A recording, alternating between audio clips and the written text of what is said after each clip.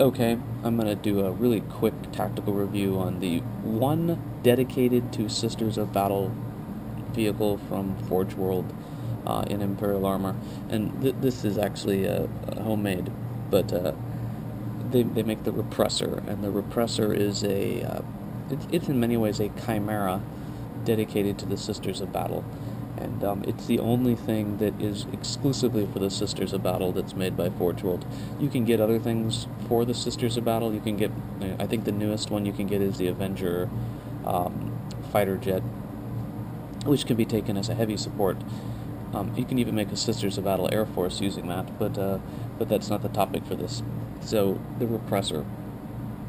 One of the things about the Repressor is that its stat line and what it has in Imperial Armor is not exactly the same thing that is in the text of the White Dwarf Codex advertisement for the Repressor right after the Sisters White Dwarf Codex. But what this vehicle is it's in many ways, it's a chimera in many ways, except that it has more firing ports. It can transport 10 models. If you looked at the original FAQ for Forgeworld vehicles, it was not a transport, just a tank. But they changed that, thankfully, so it's a tank and a transport. It's going to come with a standard, 11, 11, 10 armor, holding 10 girls. It's going to come with a Stormbolter and a flamer, heavy flamer. And then it's got a dozer blade, so the dozer blade here comes standard. It's more expensive than the Rhino, not quite as expensive as an Immolator, and it has all this upgrades, basic standard upgrades, so things like heavy armor and hunter killer missiles and such.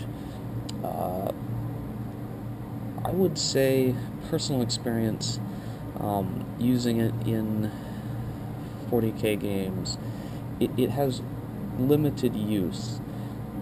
It does let you drive around and shoot a whole bunch of shots out of a tank, but it's only a 3 hull point tank, so it's armor 11 for the most part, so it blows up just as easy as a Rhino, and it's not an assault vehicle, so it doesn't let you, say, put a bunch of Death Cult assassins in, drive downrange, and jump out and attack. It would be a vehicle that you could outflank with, using, say, a Dominion squad. But the big disadvantage that I've experienced with the Repressor is that the flamers, and let's say you put a bunch of girls with flamers inside it, if this vehicle moves more than 6 inches, you cannot snap fire a flamer. At least as far as I can understand the rules. You can wall of death with the flamer, while the vehicle's being assaulted, but you can't actually use the flamer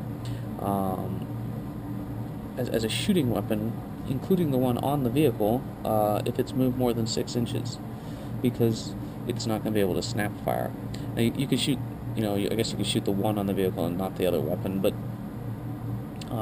this really limits the utility of the vehicle in my experience, because it's harder to use than either a Rhino or an Immolator, and the Immolator I've had much better experience with Dominions, because I put multi-meltas on it, and so when it outflanks, even if it were to outflank and have to snap fire, which it usually isn't, it's gonna be able to do some real damage, versus the flamer you have to be really next to a unit to use it.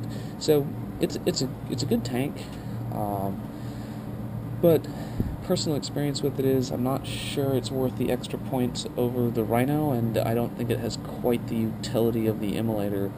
Now, it does protect your girls from shooting attacks while you're driving them around, but that's sort of situationally useful. So my experience has been, while it's a useful tank to have, if it were an assault vehicle, it'd be great. You could put Death Cult assassins and Crusaders in it.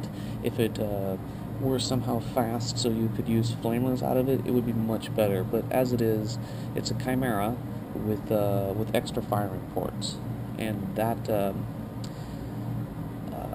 that makes it of limited utility because Sisters are much better armored than Imperial Guards, so they don't really need to drive around as much inside a box, but it doesn't hurt them. They can certainly snap fire their bolters out of it and use it to say, drive up to an objective downrange, and that's probably the main use I've had for it, is to, put a 10-girl squad of Battle Sisters in it and drive this thing towards your opponent's objective and then get out, and you can shoot from it and hope they don't blow it up.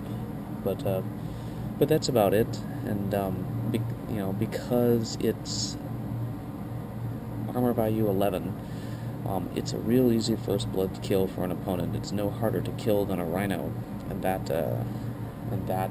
is its probably big limitation. So you get, what do you get for it? You don't get quite as good as an Immolator. You do get the, Dozer Blade, but that's not all that useful.